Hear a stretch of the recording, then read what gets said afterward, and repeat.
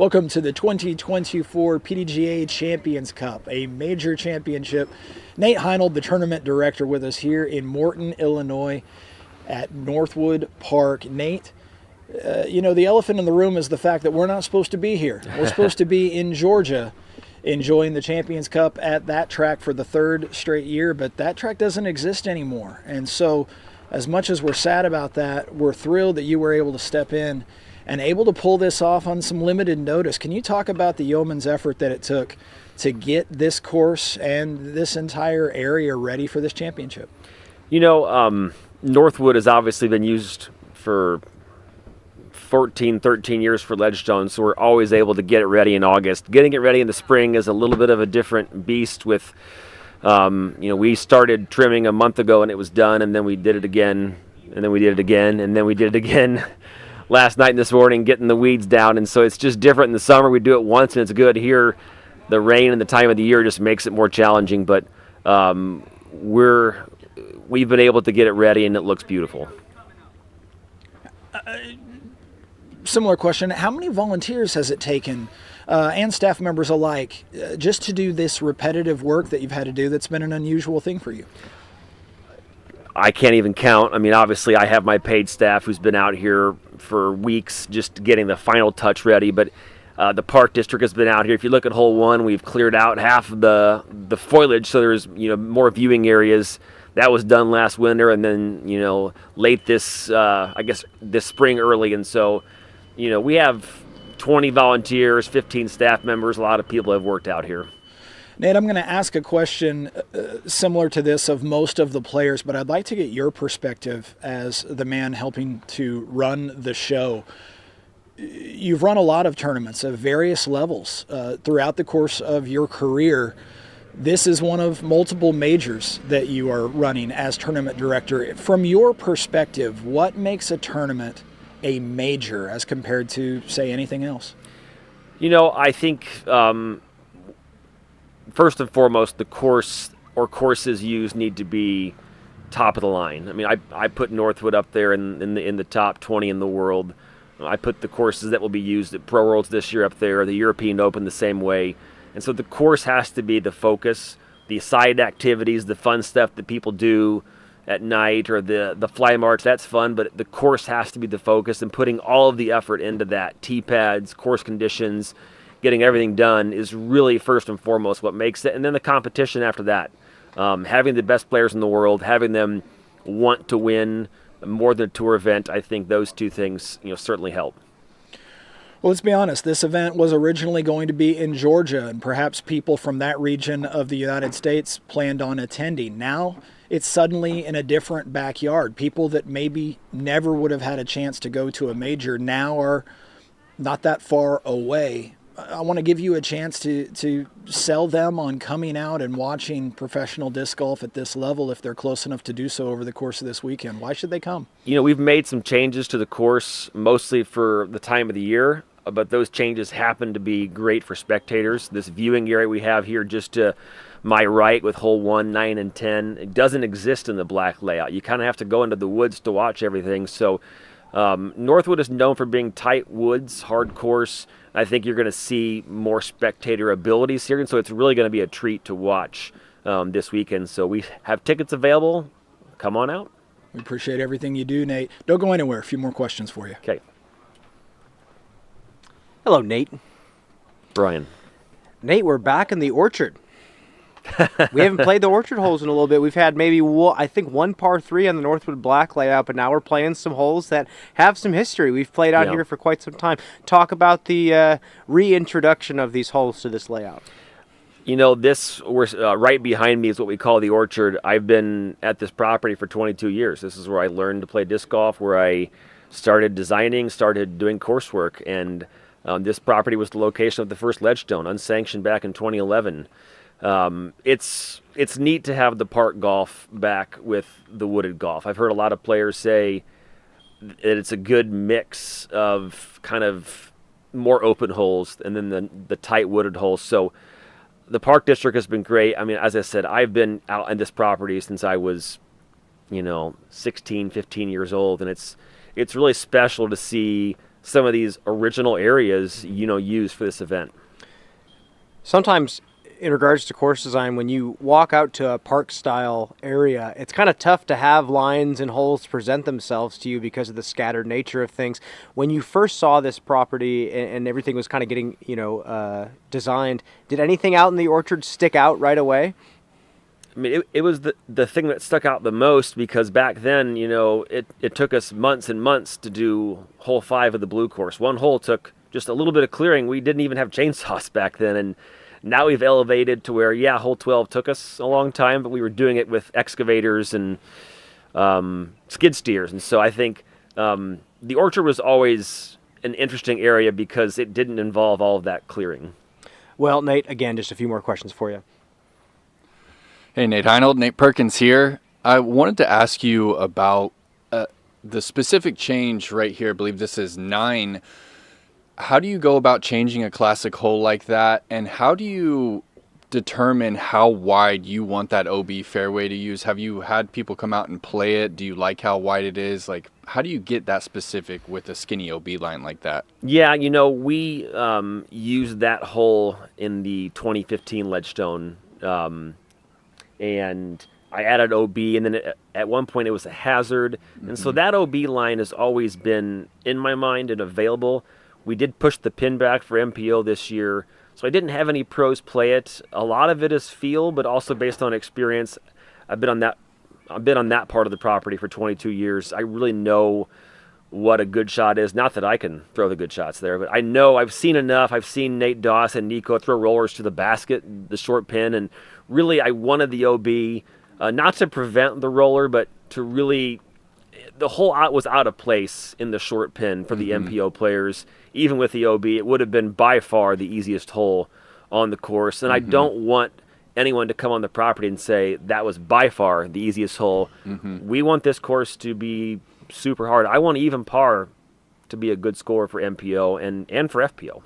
And is that the same line of thinking here on 10? I believe it was in the top 5 hardest holes on the course when it was the shorter tee pad right there because of how tight that second shot is. Talk about what this hole is now asking players to do to get in position to birdie. Yeah, I would say 10 is, it's not the one I regret, but it's the one that I wanted to do something else with, but I couldn't.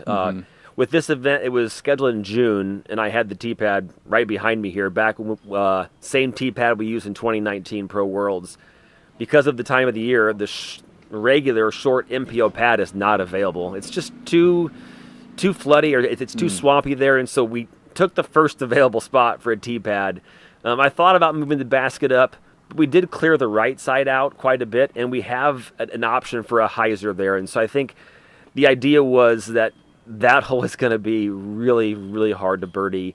Par is not unachievable. I mean, par is actually easier than you would think, but birdie is very hard. But hole 12 will still play as the hardest, I would say, by far. I think 10's going to see a few birdies. It won't see a ton of bogeys. I do think par is very gettable there. Well, Nate, thanks for taking the time for this interview. Thanks for all the work here at this year's Champions Cup. And guys, we'll be right back. Thank you.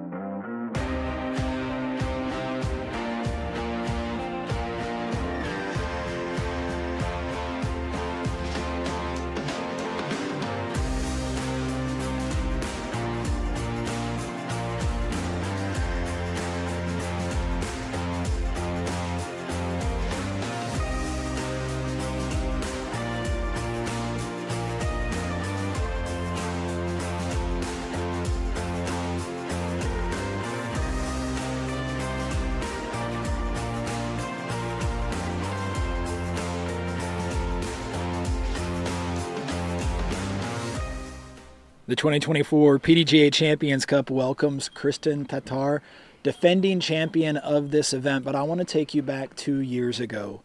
At this event, not this venue, but this event, losing in heartbreaking fashion, then vindication last year. Now this year, in your own words, what does this event mean to you? It's always great to go into a major. I mean, it's fun. It's fun to be back in the woods. I do think it's a different course than the WR Jackson. I feel like over there we had some more room to navigate, and the fairways were a little bit wider. So here it's still wooded, but it's different. It's a lot harder, I feel like, and especially if it's rainy and windy and cold. So we'll see what happens, but I'm excited. Kristen, you were so candid with us early in the season. You talked about the short winter, the long winter that you had and the difficulty feeling prepared, dealing with some fatigue and some other issues early. And then the calendar switches to April, and you seem to come alive. What was it? Was it as simple as warmer weather and feeling comfortable? Was it something else? What was it that has really turned your game on over the course of the last couple of weeks? I don't think it's anything external. I think it's just me accepting the conditions I'm in and understanding that it's not about waiting for the ideal conditions to perform well. It's about accepting what you have and making the best out of it. So even though I feel like it was a tough beginning of the season, although I've had great results, but still I was battling some internal things, and just like facing them and accepting them and focusing on just me and my performance, it has helped me a lot. And yeah, just being conscious and aware of what's going on inside of me and paying attention to it. You've had a long drive and then a short week to prepare for this, a major championship. Do you feel like you've gotten to know the course very well? Is there anything that you're going to scramble out when we get done with you here today to try to get a few more reps? Yes, I'm going to have one last practice round. I do think I have a game plan for the tee shots. I don't think I can prepare for every shot out there. I think it's you have to be mentally prepared to scramble and be ready for all kinds of shots. So yeah, the main thing is just to have confidence on the tee shots, and what happens next we'll see. Thanks for the candid comments, and best of luck this week. Thank you. Hi, Kristen. Hey. A couple questions for you. First off, just want to go back 1 year. We won the tournament. I interviewed you on 18 after winning at WR Jackson. I know, obviously, the course is not here anymore. Mm-hmm. Yes, we accept that we're at Northwoods now playing the major. Is there any sadness of not getting to go back and play WR Jackson? Yes. If I'm completely honest, yes. I mean, I really love that course over there. I think it's a great wooded course, and just very fairways, and I love the shot shaping over there. So of course I'm sad, but it is what it is, and this time we're playing this course, and it's totally fine. Yeah. Well, I think a lot of people in disc golf share the same sentiment that you share. But you posted after the Music City Open that, you were battling some fatigue and you were just feeling kind of inexplicably tired. And on the road, it's very difficult to keep good habits going. Do you feel like pretty proud of your routines, like your recovery, your warm-up, your fitness routine?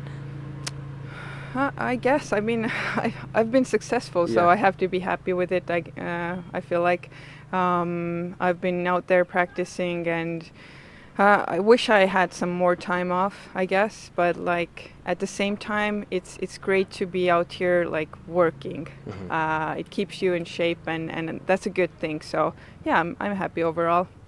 Well, Kristen, thank you so much. Just a few more questions for you. Thanks. Kristen, what kind of history do you feel like you have at the Northwoods course? I think I have played it twice. I played in Worlds 2019, and then in 2022 I played here. I just got back from a break, having the pinched nerve. So it was tough out here because I wasn't really sure about my abilities and what I can do. Mm-hmm. But I did get a podium finish here. And I mean, it was a totally different layout during the Worlds. But I mean, I just tried to take it as a wooded course, which is always full of surprises. I feel like you have to be ready for everything, and there's no guarantees when playing in the woods. So just trying to be mentally ready, and I know I have the skills, so just try to give my best. And does that mental preparation involve visualizing the actual holes out here, and do you have enough history here to kind of be able to, you know, play it through in your mind when you're not actually on site? I mean, I haven't been doing it, honestly. I just try to have a solid game plan off the tee, like I said, and the rest is just, I mean, it's a little bit of skill and a little bit of luck as well, I feel like, where your shot is going to land. So like I said, you just have to be ready for everything and not get mad out here, because then you can spiral down. Do you feel like that's even a part of your recipe for success, like visualizing the courses before you arrive? Yeah, I've done it in the past, but I feel like it's not necessary. I feel like you can turn the focus on and off. You have the power to do that. You don't have to like prepare, sweating and prepare and visualize. You just come to the course and accept what's ahead of you, and just focus at the right time, and everything will unfold the way it should. And how much does the bag change for this event compared to Mill Ridge last week, if at all? Yeah, I have some slower speed discs in the bag, and also some flippy discs, which I haven't been really throwing before, because we've played so open courses, and there I just try to stick to the overstable drivers and the hyzer shots. Doesn't matter if it's forehand or backhand, but here you actually have to like shape some shots, so it's a lot more technical, and I've changed some of the discs in my bag for sure. And can you talk about which discs those are? What are some of the slower, flippier ones that you're referring to? Yeah, I have a Claymore St. Pro Pure in my bag. I don't feel like I've really thrown these discs out in the Pro Tour. I think the last time I threw those were on my home course. How much, data with a course do you need before you give it the green light to throw it in a tournament? I don't know. When I go on the course, like we talked, I visualize the shot. I know what I should be doing. I know I have the skill set, and then it's just me trusting my abilities, because I know I can do it. And if I'm confident, I know I can execute. And if I have a lot of fear or doubts in my mind, probably there's going to be some errors. And my last question for you, Kristen, do you keep track of how many major titles you have, and do you plan to add to that this weekend? I mean, I think there's a lot of players who want to add a major title, and we're here to do that, all of us. So for me to say no here, it would be wrong. So yes, I'm of course looking for another win, but I'm just out here giving my best, and that's all I can do. The rest is out of my hands, and I believe I have 6 major titles, I think, yeah. Thanks so much for the interview, Kristen. Best of luck this week. Thanks. We'll be right back, guys.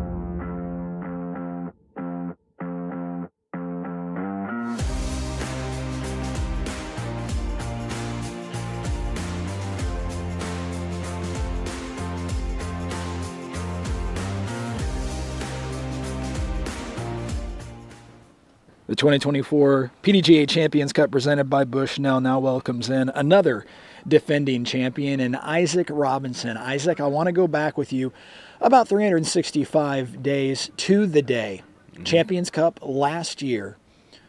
What are the first things that come to your memory when you think about that final round, that final hole, that final putt? Man, I think of just all the pressure, kind of in the middle of that final round. The pressure was something I had never really experienced before, and to be able to kind of persevere under that pressure was such a good feeling, and a feeling I want to experience again. And then just that last putt, having that pressure like taken off, and just the relief that the round was over, that I'd come out on top was such an incredible feeling. There's certainly a distinction between a PDGA major and just about any other event, but everybody defines what that distinction is differently. For you, obviously, some of your peak performances in 2023 seem to come at the majors. So a two-pronged question. One, is that by some design? Are you intentionally trying to peak on those weekends specifically? And two, just in your own words, what makes an event like this a major as compared to all the rest? Yeah, I think everybody puts in a little more work once majors roll around, because to kind of answer the next question, they're the ones that like really matter in our sport. You're looking at the careers of McBeth and Wysocki and people like that, where they've won countless DGPT events, and you don't even know how many they've won really unless you look it up. But you know how many majors they win, out of the top of your head. And so that's kind of the way I look at it. These are the ones that matter. These are the ones that kind of define a career. And so, yeah, I'm putting more work in on these weeks than usual. Let's be honest here. You became the king of a mountain that you thought you'd get to climb repeatedly as we went and returned to W.R. Jackson year after year. But instead, that mountain's been leveled, and you've had to prepare for the same event at a new track. Do you feel well prepared? Is this the only chance you've had to prepare the last couple of days, or have you gotten some more work in here? Yeah, today will be my first full round, actually. Got here late Monday, didn't get to finish because of the darkness, and then yesterday was busy filming some stuff and kind of got dark again. So today will be my first full round, and it's a different course than Jackson. Jackson has a lot of turnover lines, a lot of smooth anhyzer backhand shots, and this one you're throwing more hyzer flips and more just dead straight. So it plays a little differently, and I think it's harder than WR. I think it's a lot more difficult course. When you have limited time like you will this week, how do you prioritize your preparation? What do you do to determine in limited time, I'll focus on this and I'll have to just hope for the best in other areas of the game? What is that like for you? Yeah, right now it's looking like a lot of putting practice inside at our Airbnb, just putting a lot at the basket. A lot of shots in the field where I'm throwing straight hyzer flip shots and not necessarily practicing it on the course, but practicing the shot shapes that I want to throw while I'm out here. So, I've played Jackson or Northwoods multiple times in the past, and so I feel like I have a good game plan moving on into this weekend. The new holes, I still got to iron out a little bit of the tricky spots there, but feeling confident about it. Isaac, thanks for the insight. Best of luck this week. A few more questions for you. Thank you. Hey, this is Ezra Robinson here. Just here to ask you a couple questions. So playing a couple practice rounds out here with you, I've seen you shoot anywhere between 4 over to 10 over. So I'm wondering how you think going into tomorrow, do you think those scores will get you a run at a second title? It's hard to tell, but 4 over, it could be in the running. You never know, especially with the weather this weekend. Yeah, 10 over probably not, although that's still about 1,000 rated, so I'd take that. I'd take that all day. Awesome. Well, best of luck out there for you, and hope to see you in that over par range. Thank you. Brutal. Hi, Isaac. It's Brian Earhart again. Back on track. I want to talk about hole 12 here. Iconic hole in the world of disc golf. Somewhat controversial in regards to the par that they assign it. Do you believe it's a par 5, or do you think we should just bite the bullet and call it a par 6? No, you can't call it a par 6. I think I think it's one of the best par 5s in the world. I think it's the hardest hole in the world, except for maybe 14 out here. That one's also really tricky. But it's such a good hole. Like, you have to throw 4 or 3 perfect shots, and then you maybe have to make a 30-footer. So I think it plays hard, and it plays very, very tough. And a lot of times you're happy with a bogey, but I think it's one of the best par 5s I've ever played. I know back at WR Jackson when you won this tournament, you were throwing some pretty high-speed drivers, not max distance drivers, but you were throwing a lot of control driver out there. What types of speeds do you feel like you're throwing a lot off the tee here?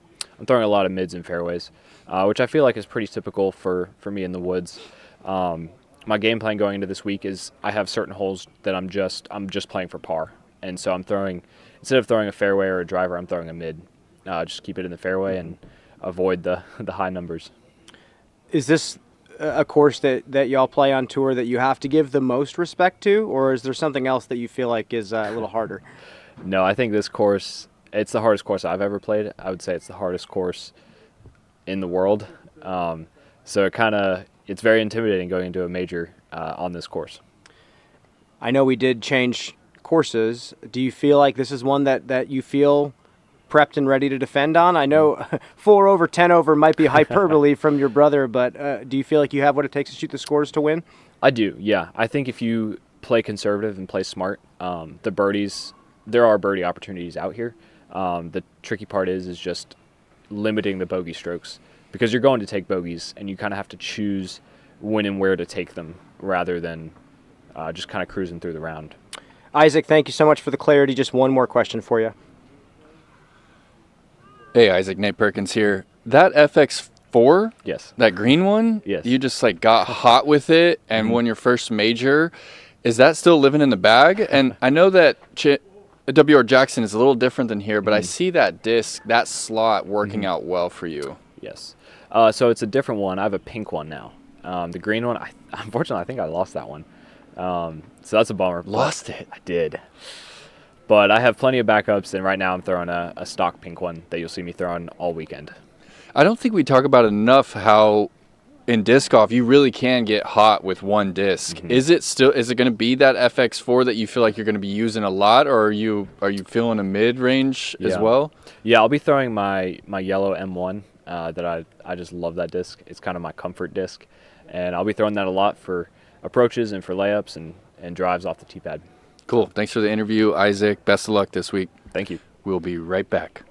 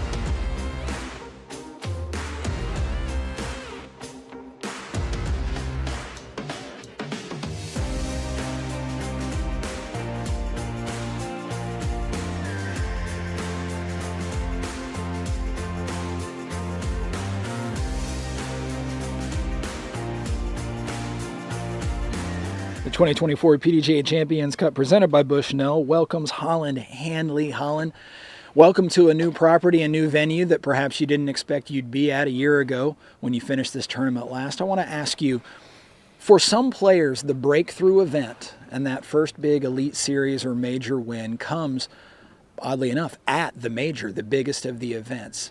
If we're sitting here talking to you like this on Sunday afternoon, can you describe to us why that will have finally happened for you? Yeah, I mean, hopefully it's because I finally broke through and, finally won something. I feel like the last few events, it's just been 3 or 4 holes or 3 or 4 shots around where I maybe don't have quite the focus that I need. And so it's been some pretty simple mistakes. stuff that should be fairly simple to clean up, but we'll see.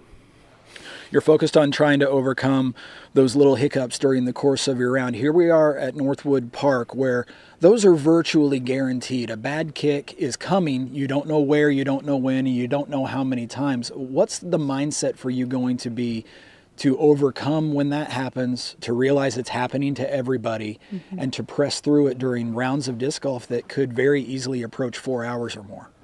Yeah, I mean, it's just kind of accepting that that's just part of it. When you're out here, you're going to get bad breaks. You're going to throw bad shots that get good breaks. You're going to throw good shots that get bad breaks. There's going to be a crazy mix. You don't know when it's going to happen, but also momentum can shift at any moment as long as you kind of keep a positive headspace and just keep playing.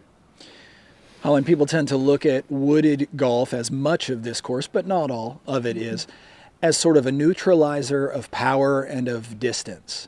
Can you explain why you maybe don't think that is the case and where you may find some advantages even in the thick woods? Yeah, I think having more power, as long as you've got control over it, it's never a disadvantage. It makes it easier for me I have more options when we're talking some longer holes or even some more middle-ranged holes. I've got multiple ways I can get there. It's easier for me to get the shapes with slower discs, so I'm going to get less variability, less movement left to right.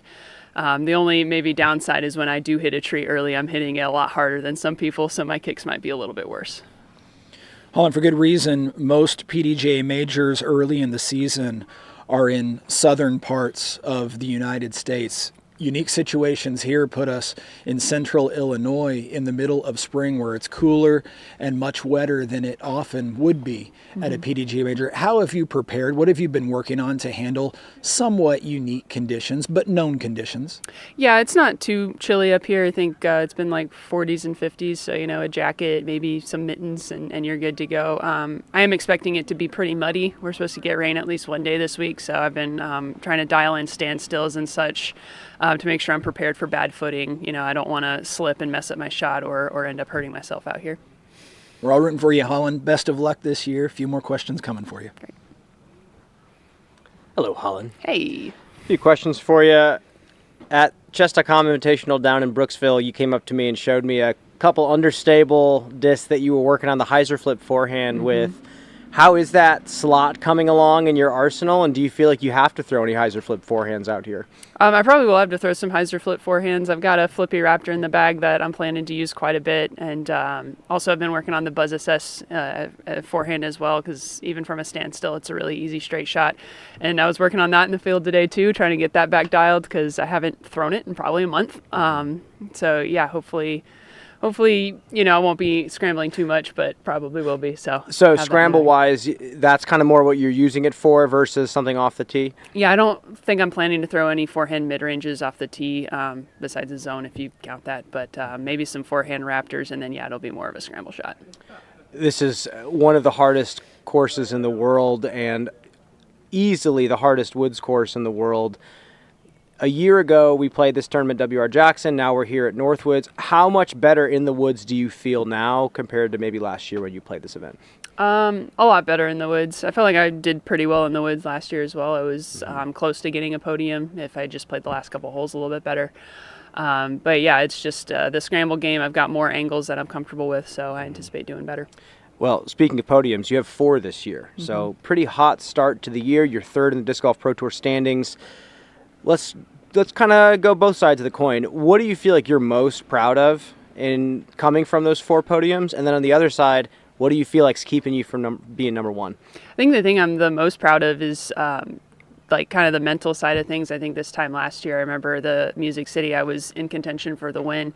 But the narrative I kept telling myself was I wasn't playing well, I didn't deserve to be up there, and I kind of self-sabotaged, had a little bit of that imposter syndrome. But I think the thing that's been keeping me in the fight for podiums so far this year is, like, even when stuff's not going my way, I'm staying in it. I'm continuing to fight, and then I'm not trying to hold myself back when things are going my way and telling myself to kind of rein it in and, don't get too up. When things are going my way, I'm just kind of telling myself it's my day and that it's going to keep going my way, and kind of trying to use that momentum to keep getting birdies. Well, Holyn, thank you so much for the clarity. Just a couple more questions for you. What's up, Holyn? What's up, Nate? Hey, you're pushing her. You're pushing her every week. How much does Kristen live in your mind, if at all? Not that much in terms of like necessarily what I'm like trying to chase. I do try to learn from her a lot. I think one thing that she does really well and that I can learn from her is how well she plans for courses. She does a really good job of being very, very proficient at a few shots and then breaking down courses so that she's sticking to her strengths as much as possible. And she's picking lines that when she does make a small mistake, she's still getting par. I think that's something we can all learn from her, is just how she game plans, basically. From my perspective, like, your premium golf shots are better than hers. What does that mean about her still besting you? Yeah, I think the last 2 tournaments especially, it's really come down to me just losing focus on a couple of shots there. I mean, that last round in Music City, I had 4 circle 1 misses, and I lost by 4 strokes. And granted, I got more aggressive at the end there than I probably would normally, just trying to make some of those strokes up. But, it's not a lack of skills. It's just maybe she does a better job of staying sharp when she needs to. And there's like 2 or 3 times around where she's getting the better of me on that. When you have those second place finishes, are you driving away from the course, upset, or are you able to kind of tune into where it went wrong and what you can do better? It's kind of both. Second place is weird because on the one hand you got a podium and that's something to be proud of. Everyone else who finished behind you would love to be in that position. But on the other hand, like, it takes so much to even get to be in a spot where you're fighting for the win that it really stings when you don't get it. So I try to look at, what are the things I did well and what are those things that I can learn from and do better next time, and then just keep going. And there was a moment where you weren't comfortable throwing a putter slow down a tunnel.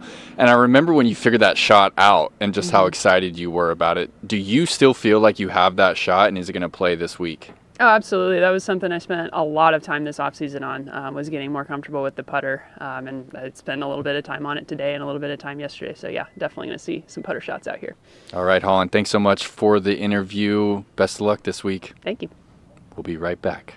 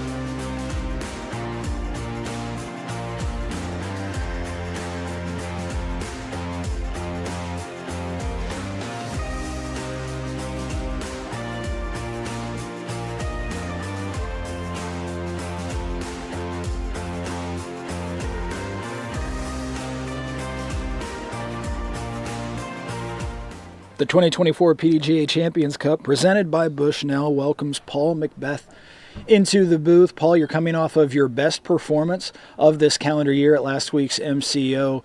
So many questions you were asked had to do with how you were feeling physically and how that was manifesting in you playing well. I want to ask you about the mental side of things, the nerves of being in contention for the first time in a while. What were you experiencing from that standpoint last week, and how has that prepared you for this week?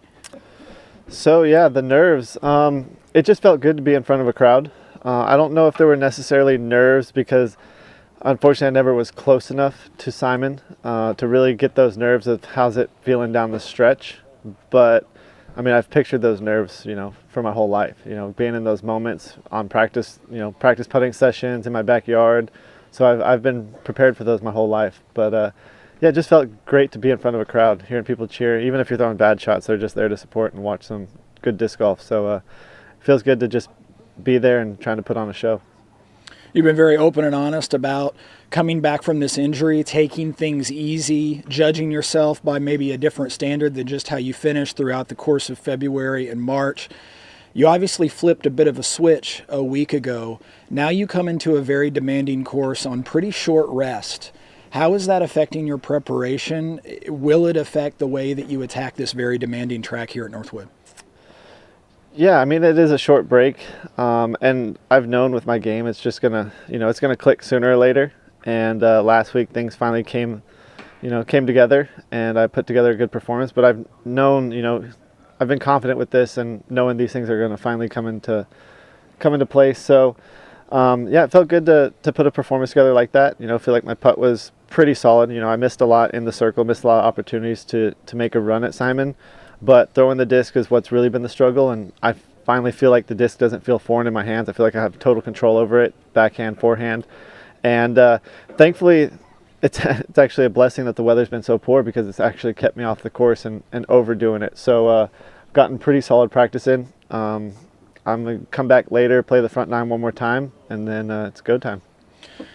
In the practice round videos that you put out last week, you talked about figuring out things that you could do that for a while you couldn't, lifting your arm to a certain point, etc.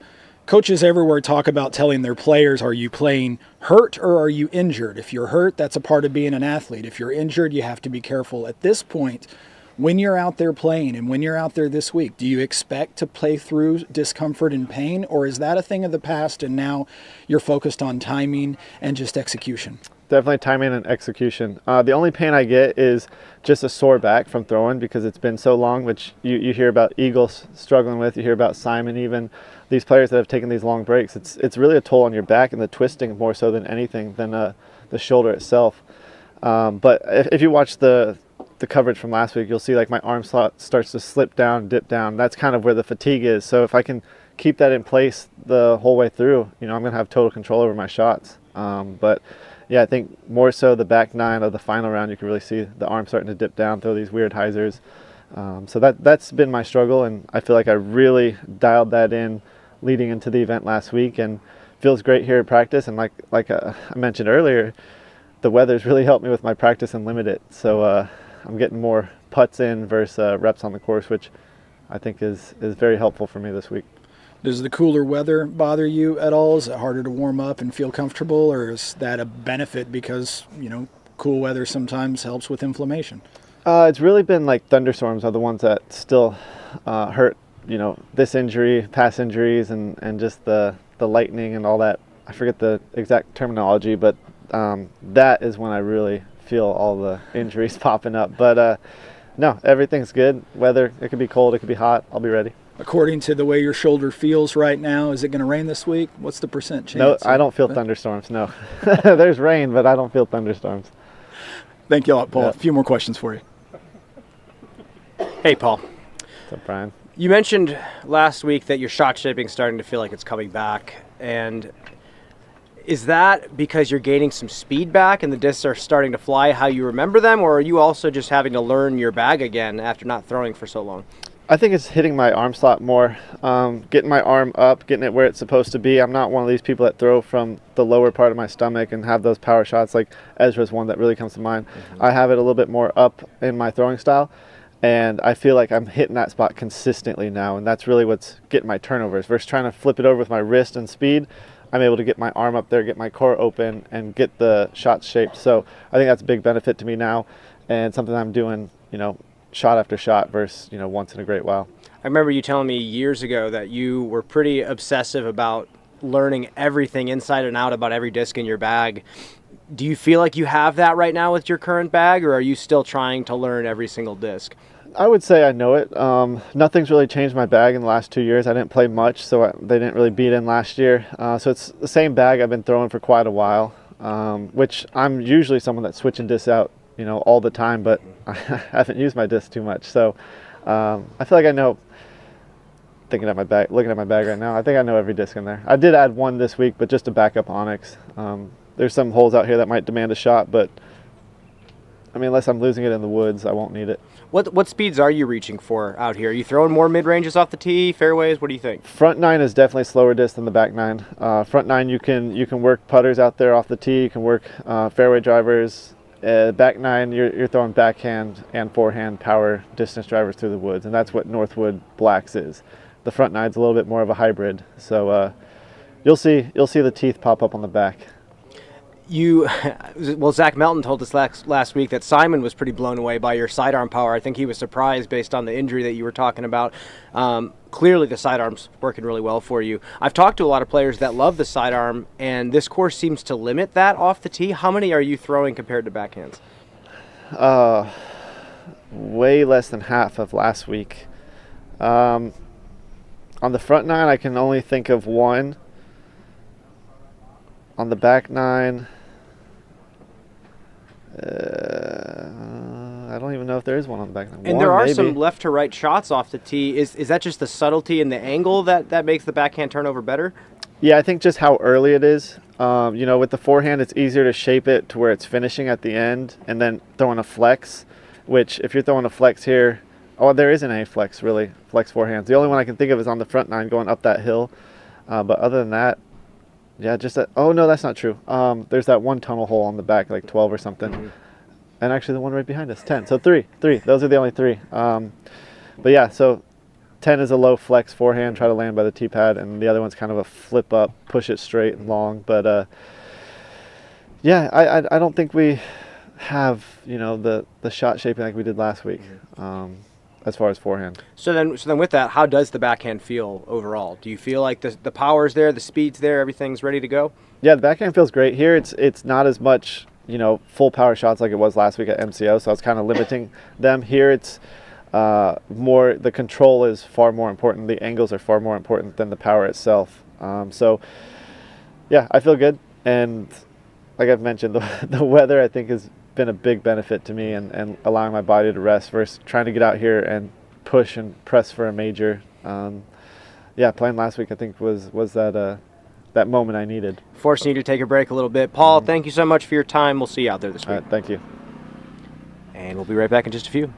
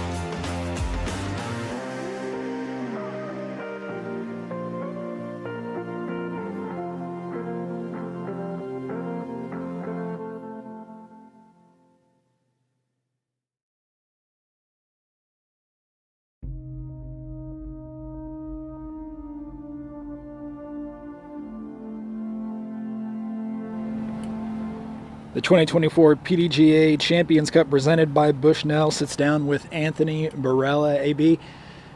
We've seen disc golfers go through the various phases of launching their career, slaying dragons on the way, first winning, then winning repeatedly, then taking down those first Elite Series events.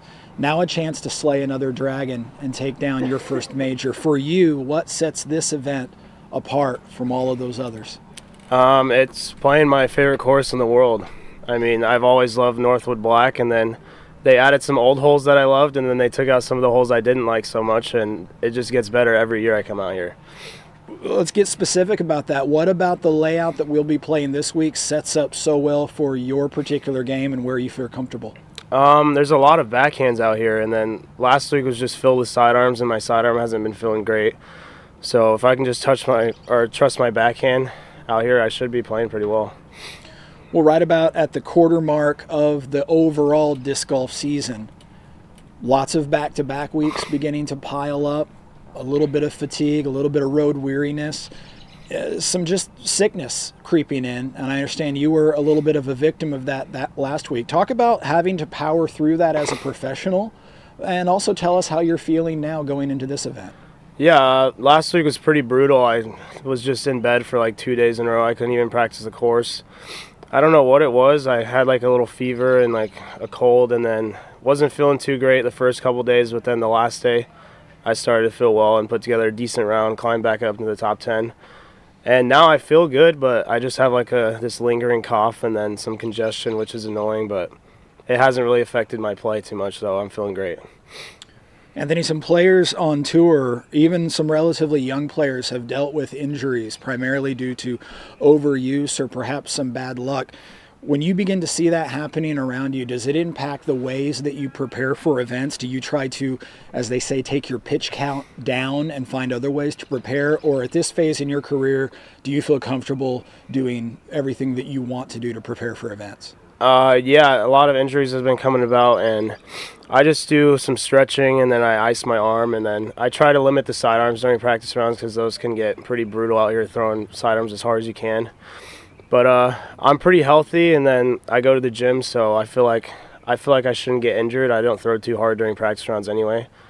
And realistically, there's like probably 3 or 4 shots you're throwing as hard as you can every week, so I think if you just take care of your body, you shouldn't really be getting hurt unless it's like a complete accident or a slip.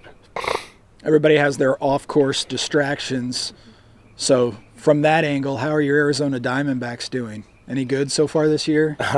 They're not very good at closing games, but there's been some highlights.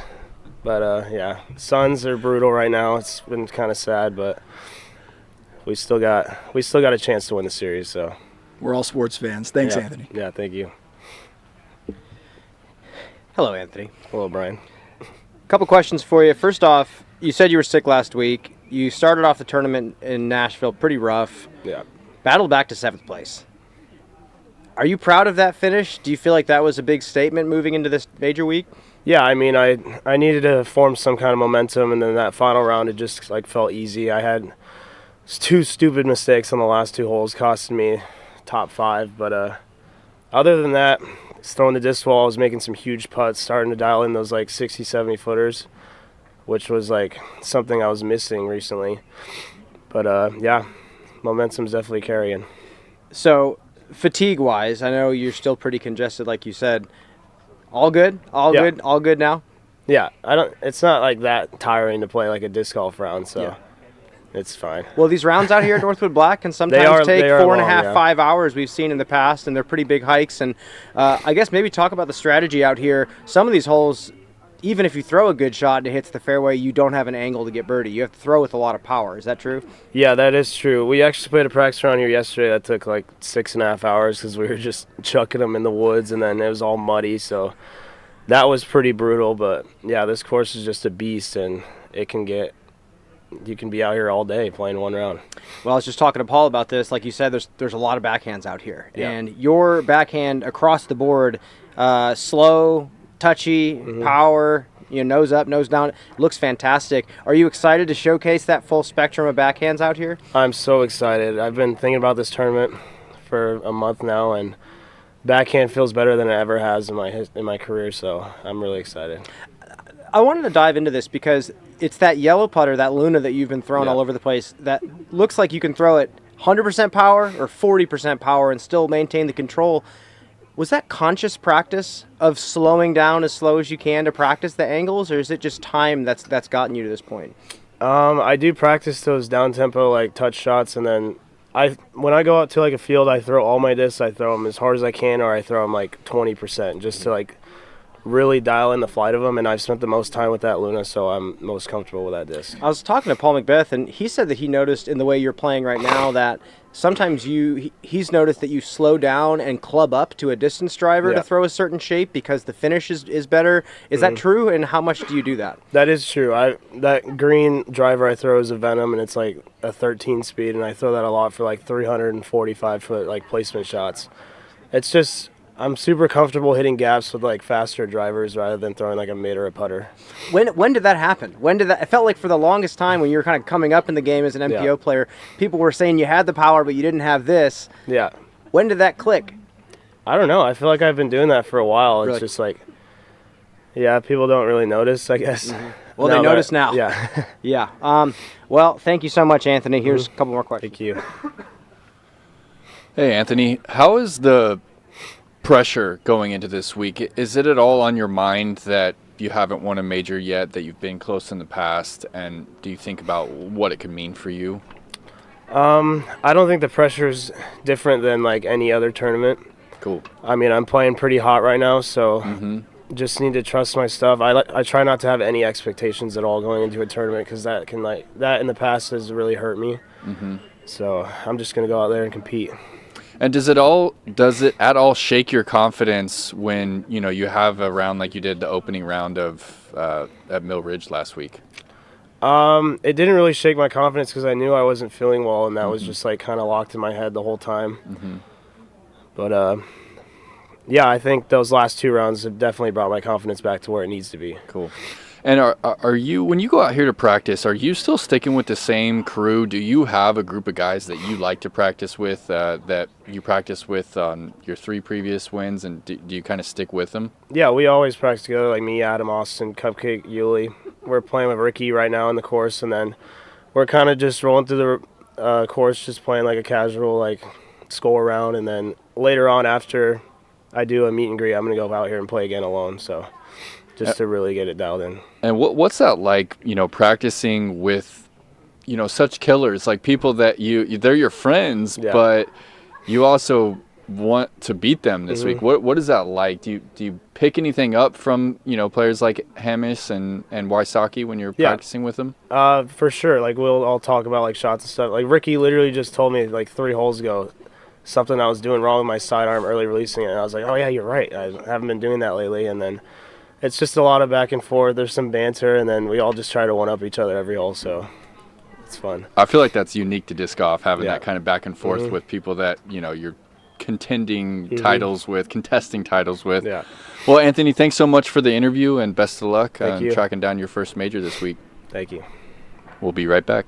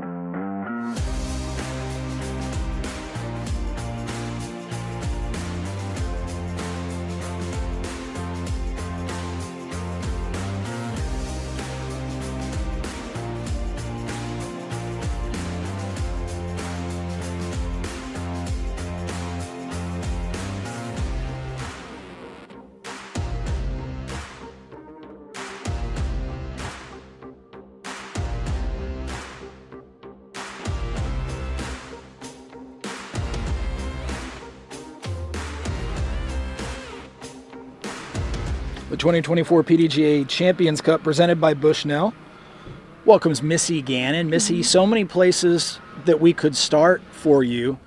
So let's start with the venue. The last time you were here at Ledgestone took down the victory. So you must feel relatively comfortable with the surroundings, but there's been some changes. How do you feel with those changes? I have been coming to Ledgestone since, 2018.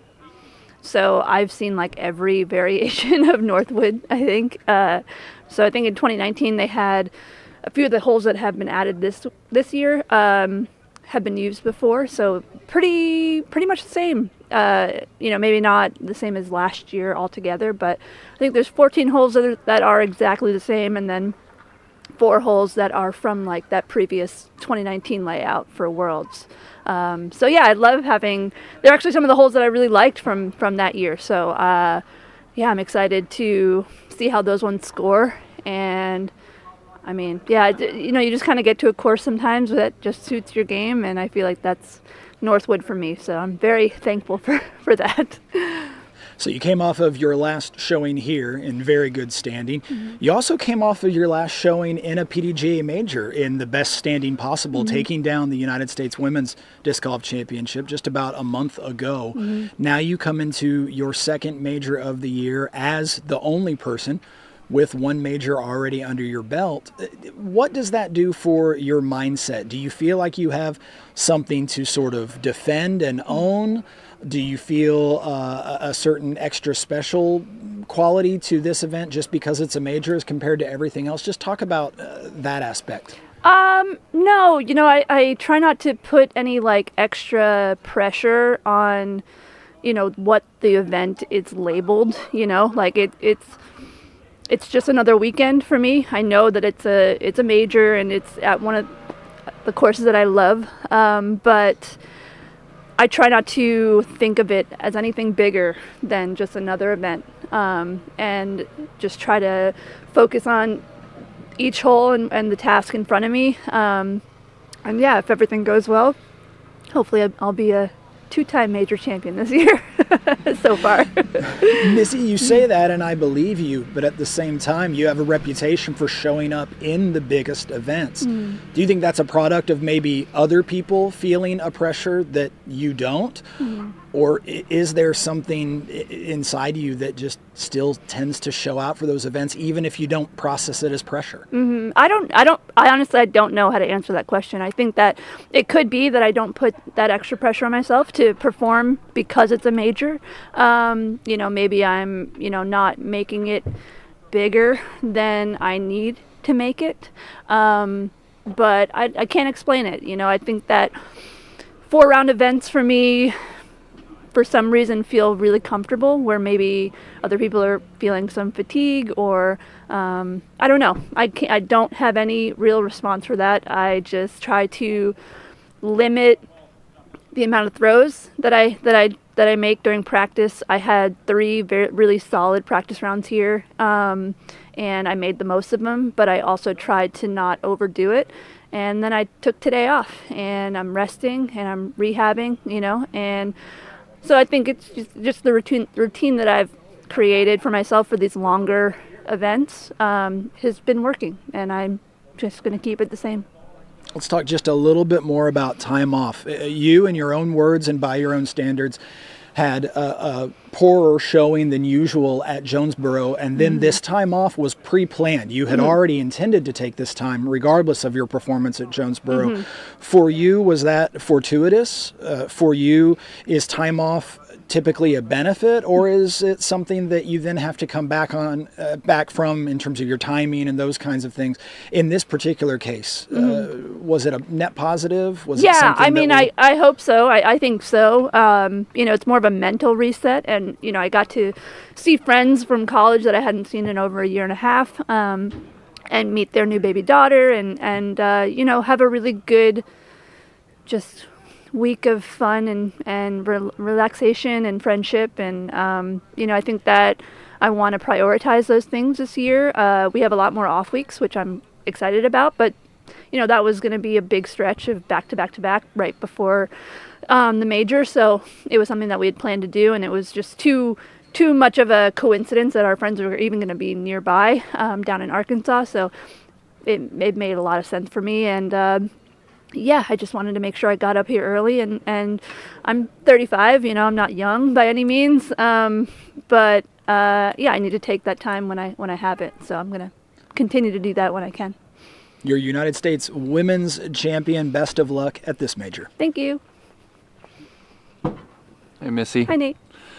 You've dominated at this course in the past. When you saw that Champions Cup was going to be here, what was that feeling like, if anything? I can't remember what I saw first, whether that Ledgestone was only going to be at sunset or that maybe they were at the same time. But initially I was like, oh man, Ledgestone's not going to be the same, if I want to defend there. But then I was like, but it's probably a really good thing that Champions Cup is here at Northwood. So like I said, it's just one of those courses that I feel like really suits my game, and I'm throwing like maybe 4 different discs off Wow. the tee on every hole. So, yeah, I mean, it's a very simple game plan, and it's just all about execution. But I feel really comfortable out here.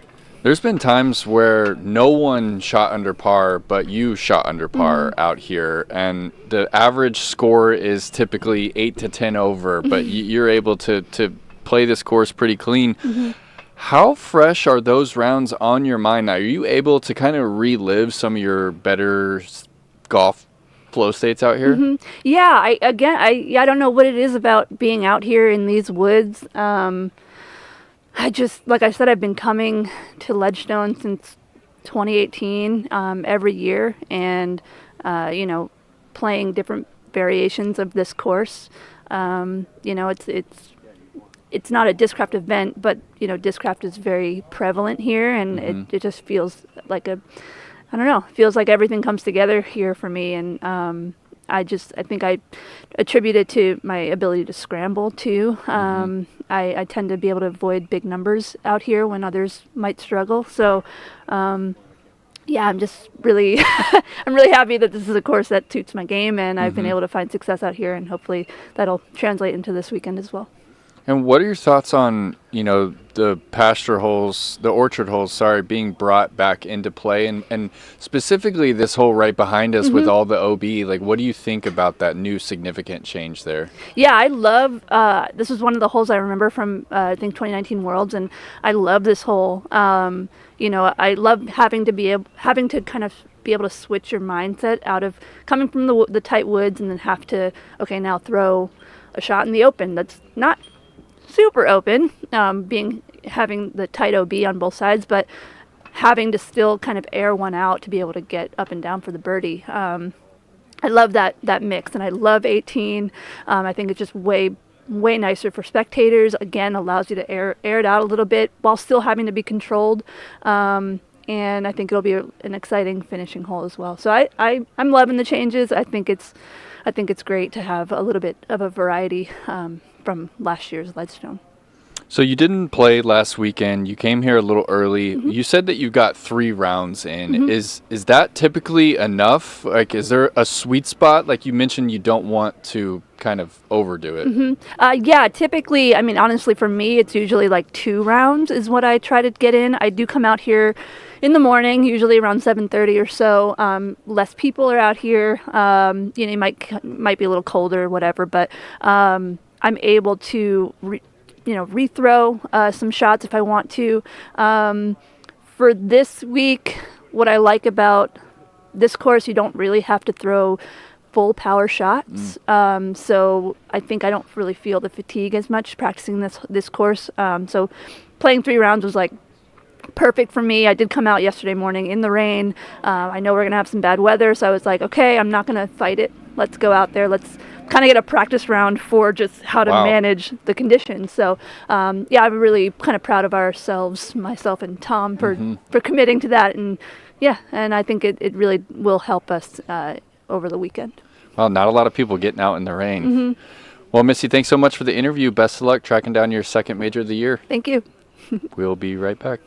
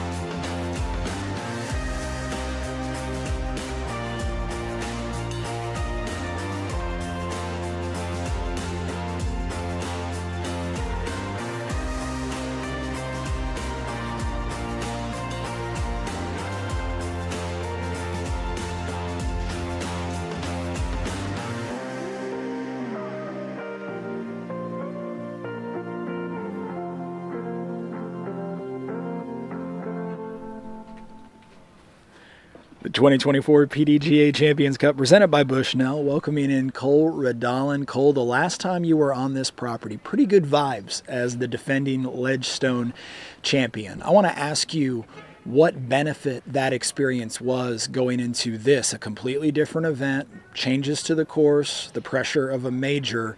First of all, mentally, how does that last experience help? And then second of all, does it help in terms of preparation at all? Yeah, of course. It's really nice to be back on a disc golf course this week and throwing in the woods and hitting some lines. I definitely think that experience at Ledgestone, I'm really sad the course is kind of split up for this year, moving Champions Cup over here. But at the end of the day, now I got a major on one of the courses I'm most confident on. The course management out here is pretty simple for me, just throwing a lot of mids and fairways up these pretty... I'd say if you're throwing slower discs, pretty wide fairways in the woods, but long. So going to be sticking to my pipelines, my aftershocks off the tee, and just, yeah, keeping in that good mental space. I think taking a lot, maybe rewatch some coverage from last year of what my game plan looked like, what my headspace was, and try to kind of relive those moments, I think can definitely help and prepare and remind me for how I need to move forward in these rounds. This is, however, a different event. It is a PDGA major, even if it is on familiar ground. So in your own words, what makes it different? Is it the pressure? Is it the prestige in the record book and having your name there forever? What is it that maybe sets it apart for you and makes you want to get it that much more? Yeah, sure. I mean, everybody wants to win the majors. At the end of the day, those are the ones that count. And so I think Missy said it great. You got to treat it like every other event you play all year. And if you happen to take one down, then heck yeah. But I think for me right now, it's still trying to grow in myself, grow in my game, grow in the experiences. And at the end of the day, that's just something I'm trying to gain week in and week out, is more experience and figuring out how to get more comfortable in those really high pressure situations. I'm still well young into my long career, and so for right now, my ladder, I'm not trying to climb too high quite yet, but letting the experiences come my way and take those as they come. I've gotten a lot of different answers to this question, and it interests me, talking about the injuries that have been so many storylines during the course of this season alone. I want to ask you, as a younger player who is still learning and figuring out how you want to do this thing that is being a professional athlete, how is that impacting your decision making in terms of how you prepare, what kind of a pitch count you're on, what events you choose to play or maybe choose to take the week off? At this stage of your career, are you a full go, or are you already beginning to make some concessions and some decisions based on those things? Yeah, I mean, I didn't play Texas States this year, and I don't think that was more of a decision because it was a lot. I think it was more or less, if I decide not to play an event, it's probably because I don't want to, or because there's not any driving factor for me to play it. But I honestly think we're out here professionals. You know, this tour is only going to grow, hopefully, and the player's only going to continue to get better. And if you're not taking care of your body, if you're not in the gym, eating well, and trying to do your best to take care of yourself, then I think, yeah, there's going to be a good amount of injuries until people take their health as seriously as they should.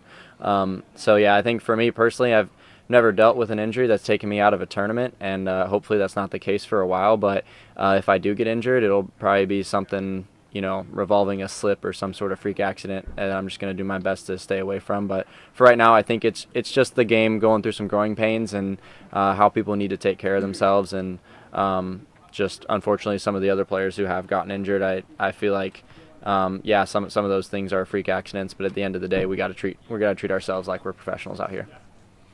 Cole, you certainly love the lay of the land here. Best of luck as you go around this course again with all the pressure of a major. Thank you. Hello, Cole. What's up, Brian?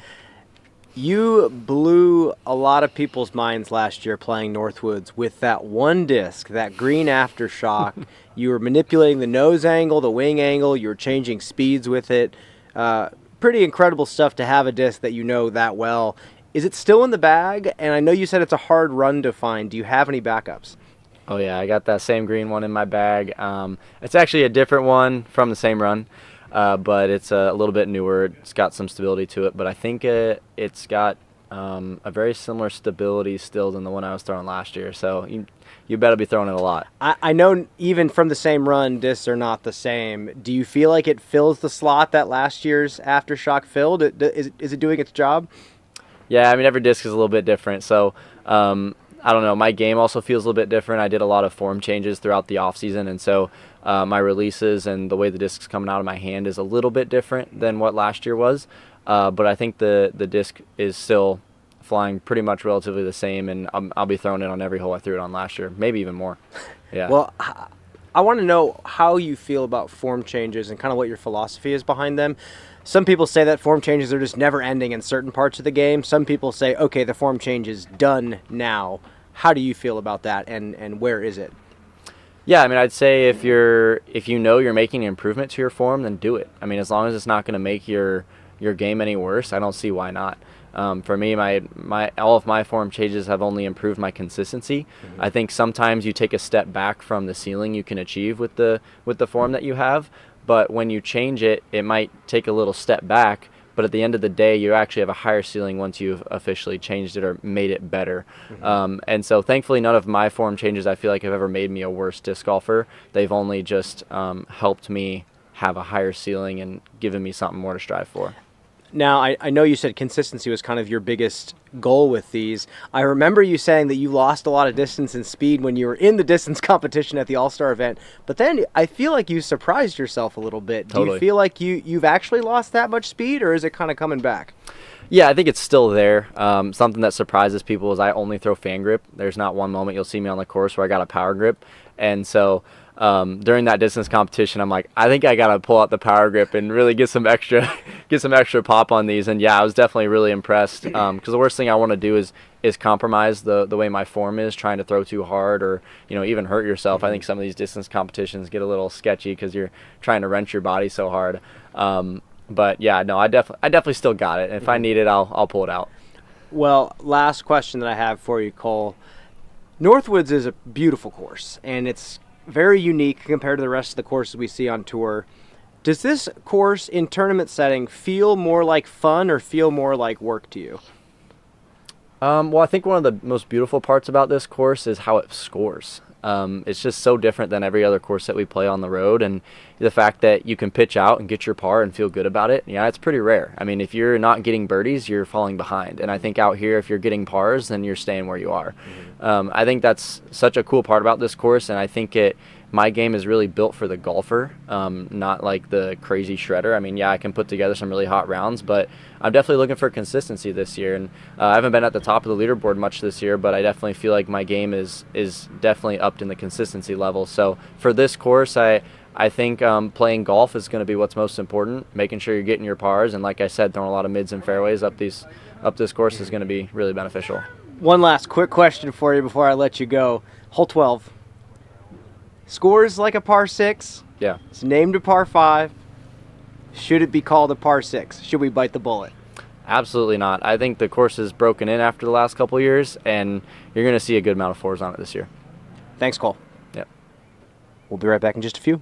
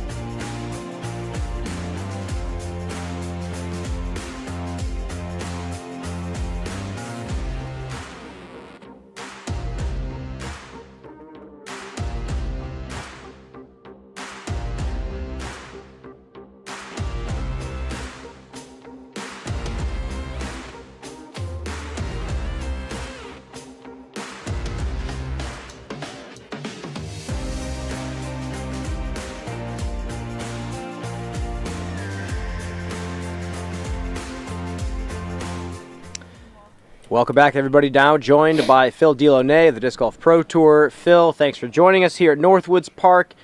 Playing Northwoods really early in the year. Nate Heinold told us a little bit of the challenges coming out here, what it takes to get it ready. From the operations perspective, how's everything been going?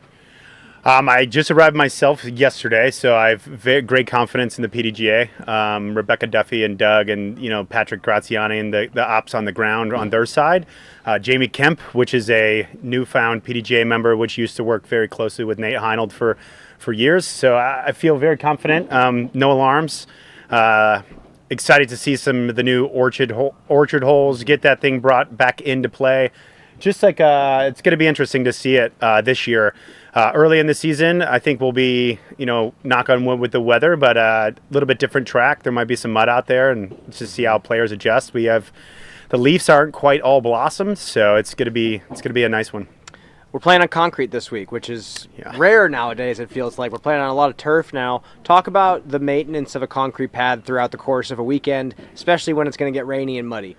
Yeah, so the best things that we like to do, our practices, like I call it moisture mitigation. So like double M's on it. I really think that the best practice is to either stone or mulch behind the tees and in front of the tees. Any transition area for spectators, but mostly for the players, so they're safe on the pad. Brooms will be nice, but those transitions when you're walking down a long trail to the next pad, if there's any mud carrying on your feet, that's just going to get on the pad repetitively throughout the round. So that'll all add up to be a little slippery. But I'm going to do a nice little course walkthrough right after this, and hopefully, I trust Nate. I trust his crew. The parks department here in Morton is great as well. So I'm confident that it's going to look nice out there. Well, now that we're back to a woods course, I want to ask again at this point in the season. You guys deal with spectators every single week, sometimes a few hundred, sometimes a few thousand. On a woods course, any big solutions being talked about to continue to improve the experience out here for spectators? Yeah, so I worked with Nate a couple years ago, 2 years ago now, and we did some light clearing of Northwoods Black. I know this is Northwoods Park that we're playing this weekend. But one of the big things I think is, if it's a course that's been in the ground for years, I think it's a little bit harder to adapt for spectators, but if you're building it and working it in, I think having that spectator mindset and the growth of golf that's happening in the woods is good. I do think like having different cut lines of rough, almost like having some of the spectators in a couple, 20, 30 feet along the fairways in the wood. That's great, but it is the woods and, anything could bounce anywhere at any time. But yeah, this one's going to be all right. I do think one of the things when they're actually following down the fairway, it's nice to manage spectators. We don't have a very big turnout this weekend, so if anyone's watching this, please come down to Illinois. It's going to be a great major. But yeah, keeping people left and right on the fairways with the help of the trees and some light rope is always good for the woods. Awesome, Phil. Thank you so much. A few more questions for you. Thank you, Brian. Hey, Phil. I wanted to talk to you about the baskets here. So they're playing on, I believe, the Mach X. Is that correct?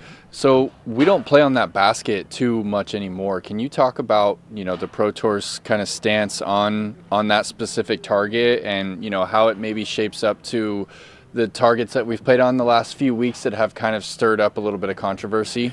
Yeah, of course. So the last couple weeks, start there. We've been playing on Veterans, 2 different models. The Mach X's are a standard basket of the tour. We do use those when we're here once a year.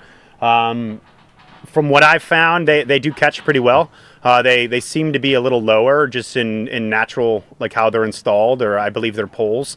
But the players like them. A little bit harder to see. There's no top band on them. But the webbing catches well for the most part, so hopefully there's no bounce outs and chain outs. It is an important major this week, so it's never a good thing that anyone wants to see, the players or fans watching at home. So, and how much does the tour kind of hear the outcry of the players about some of the equipment with the tee pads and the baskets? Yeah, it's on the front page right now. We have a players council, and it's a big topic that we're hitting and really trying to standardize what we're using, both on the ground and for whether it's turf or cement or dimensions, 6x12, whatever that is, and then also for the baskets. So looking to see hopefully some standardizations coming into 2025 with things that we're going to be pushing our LOCs to either elevate and get back on the same page and bring their course up to par, or if their course is up to par, we'll kind of run with what we have.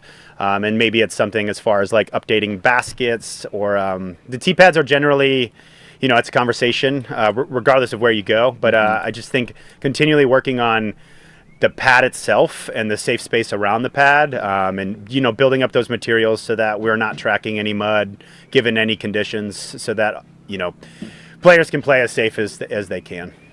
And what are they saying behind the scenes about the potential weather on Friday? Is there any chance that you're aware of some potential delays?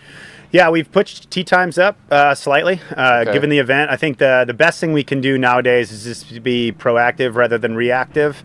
So we have about 15 more minutes in the day. That might not sound like a lot to some people, but a lot of crucial things are like, when decision making and adjusting tee times on the fly, if there is inclement weather where we do have to cancel play, any minute matters in that moment, just so we can finish play. That's one of all of our goals here, is to just see if we're going to start, we're going to start early, and we're going to try to, if there is any delay, we'll hopefully have a little bit of cushion time to allow us to finish that round. But yeah, we have some weather coming in. We're working with the meteorologists from the DGPT and then the PDGA. So if anything happens, we'll be ready for it. And hopefully it won't be a long, like a postpone of the event, and we'll get back on track quick. Thanks for the interview, Phil, and good luck with everything you're working on this week. Thanks, Nate. We'll be right back with Doug Bjerkes.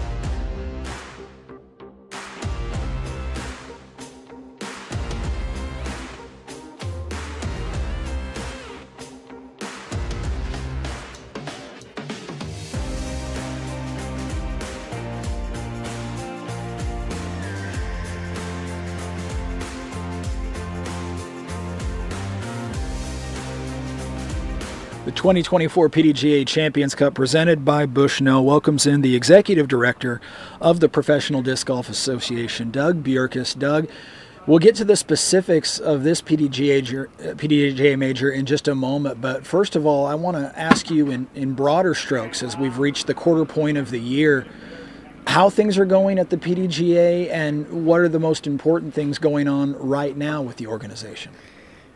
Yeah, the most important thing going on right now at the PDGA is we are accepting nominations for the board of directors, and the board of directors is the group that steers and advises and sets the course for where the PDGA is going. So those folks are extremely important to us, and the cycle, we have elections every year. The packets for somebody that's interested in being considered to run for the board are actually due on Tuesday of next week, at the end of April the 30th. So anybody that's listening that is curious about the board of directors, I'd encourage you to go to the PDGA.com website. There's lots of good information there about what it takes to be considered to be one of the folks on that ballot, and yeah, I'd encourage anybody that is passionate about our sport and is interested in leading the direction of our organization, put your name in the hat. It's well worth it. Can you give us a couple of specific examples of exactly what the board oversees and even dictates and guides to the PDGA staff in terms of our objectives? Sure. Well, the board meets with me and other staff at least once a month. The way that the nonprofit is set up, the 501c4, which is a nonprofit membership association, which is what the PDGA is, requires to have a board, and that board keeps everyone accountable. In fact, the executive director, who is now me, reports directly to that board. Just having a group of people that is conscientiously concerned about the future of our sport, having that group there is really critical, and having good people that are passionate about disc golf is really important. All right, business aside, we turn to pleasure. The second PDGA major of the year, at least for the FPO field, the first PDGA major of the year for the MPO field. It's been a pretty tumultuous 6 to 9 months, really, in getting this event moved as it had to be and getting it on the calendar and preparing for it. What can you tell us about that effort by the PDGA staff and others to make this happen? Yeah, it was obviously W.R. Jackson at the IDGC in Appling, Georgia, suffered some really bad damage on account of some pine beetles eating up some trees. We discovered that early on. In fact, if anybody's been out to the IDGC, we do have the Steady Ed course back open, but that's the only course that's open. A lot of clearing is being done, getting rid of all of the I don't know what a good word for it is, the mayhem that resulted after the clearing of all of the infected trees. So we had to find another spot for this major, and it's well documented that we had a couple stumbles along the way getting this event finally to here. And so I am really, really happy that this is the week that it's going to happen. Now, hopefully the weather will cooperate with us and make it as nice as it is today. I'd rather have this press conference in the pouring rain and the disc golf on a day like today, but that's maybe not how it's working out. But no, I'm really, really thrilled that the best players in the world, most of them champions of events that qualified them for this major, are going to be competing here at Northwood Park. I think this is a great test of the mettle of the competitors, and I'm looking forward to seeing it kick off. And again, second major for the FPOs and first major for the MPOs this year. So really excited. It's the season is definitely upon us. Doug, you're an exceptionally hands-on director. You have a lifetime's worth of career in the field of disc golf and in the game. You're also a passionate player. Off camera, you were telling me about walking this course, about playing at least portions of this course.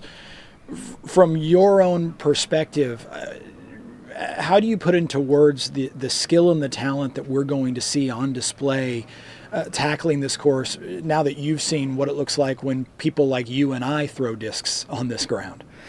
If you and I are throwing discs on this ground, I think we could do pretty decent as long as we make everything par 7s and 8s. I think at that point I can be effective. But no, it's going to take somebody in both divisions just putting together a really clean round all 4 days of this event. I think just keeping focused on the task at hand, which is hitting lines, making putts, staying out of trouble. This course has matured over the years. I remember being here in one of the first iterations of play here, and you can definitely tell that the course has matured and gotten beat in and more playable, in my opinion, as it has beaten in. And it's going to take a special effort in both divisions to end up being the champion here. Well, we look forward to Sunday afternoon when we see you not once but twice get to honor a new PDGA major champion. Yeah, it's a new champion to this event. It may not be a new major champion though. A lot of these folks have put together a few major championships, and I think some of those are likely the favorites. So we'll see what happens. So you gotta tee off and play 72 holes to figure it all out. Doug, thanks so much for your leadership. Yep. Hello, Doug. Brian, how are you doing? I am doing pretty good. I got one last question for you. W.R. Jackson's gone. Obviously, very sad news for the entire disc golf community, and I think we're all still kind of feeling it, especially with this tournament coming around. We were just starting to get used to that property. Talk to us about the potential for something big to happen there in the future. I know, if something's in the works and is being worked on, feel free to not share, but is there potential to put together a championship level course still on that property? Oh, absolutely, and that is the plan. We're actually in a very fortunate spot there because I take that back. It's not fortunate that those pine beetles ate up those trees, but the resulting situation is we have a lot of land there. In fact, additional acreage has been given to the PDGA to work with as well on the redesign. We're getting a few things in line prior to pulling the trigger on the actual work that needs to happen there. But the thought is that we will design a course, and it will incorporate a lot of what people are used to at W.R. Jackson. There's still, I was just there this past weekend, and W.R. Jackson still has some holes that are very, you'd see them and you'd go, okay, a few trees are gone, but it's still a great hole. The challenge that we're going to present to whoever designs it and then installs the course is that we want a course that's incredibly, I don't want to say tough just for being tough, but is going to test the top players in the world. But then also we want to design it with an eye on spectating as well, and really try to solve that problem of how do we get golf in the woods, which is so spectacular to watch and to experience. But then also, as our sport has grown, much because of spectators, how do we get good spectating at a woods course? So I think if you go into the design, I know we play on a lot of great tracks. I know the DGPT does. A lot of the majors that we're at are at courses that are established and have been proven great courses to play on, but they were never designed to have hundreds, thousands of people walking and watching the action. So that's the challenge that we're gonna face head on, and I'm excited to see what happens. And the return to the IDGC is something that is going to be very, very special. But we want to do it right. We don't want to do it halfway. We want to do it all the way. Doug, thank you so much for your words and the clarity and honesty. And show's about to begin. Awesome. Thanks, Brian. Round 1 is about to begin tomorrow. Good night, folks.